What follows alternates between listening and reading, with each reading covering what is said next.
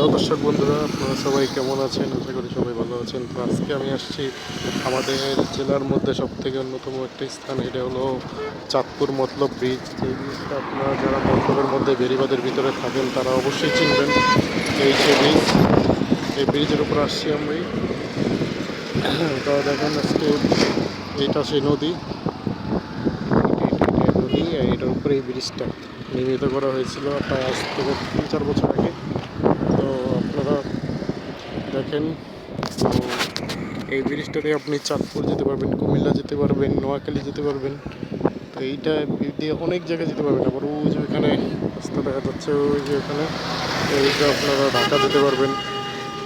মূলত এই পাশে আপনি গ্রামে যেতে পারবেন, আর এই পাশের রাস্তাতে আপনি ঢাকা যেতে পারবেন। এবং সবথেকে ইন্টারেস্টিং বিষয় হচ্ছে এই যে দেখেন এখানে কত সুন্দর ধান ক্ষেত করেছে, নিচ থেকে সব দেখা যায়, পুকুর দেখা যায়, এই পুকুর দেখা যাচ্ছে, তারপরে অনেক কিছু দেখা যায়, আমাদের গাড়ি ঘোড়া যাচ্ছে। তো এখানে আপনার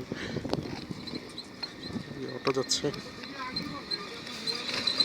তো এই যে দেখছেন গাড়ি ঘোড়া যাচ্ছে এখান থেকে, সব মেইন রাস্তা হলো এদিকে। তো ও যে ওখানে দেখা যাচ্ছে ওটা হচ্ছে আপনার মতলব বাজার। তো এছাড়া অন্যান্য জায়গা আছে, ওইখানেও আপনার ওইদিক দিয়ে আপনার ওই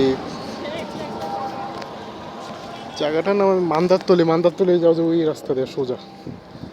তো এখানে আপনার পুকুর, আগে এদিক দিয়ে পার হতো, বাজারে যাতায়াত করতো, ওই যে ওই গোদারাঘাট ওইখান দিয়ে যাতায়াত করতো। তো এখন ব্রিজটা হওয়ার কারণে ব্রিজ দিয়ে মানুষ সবাই যাতায়াত করে।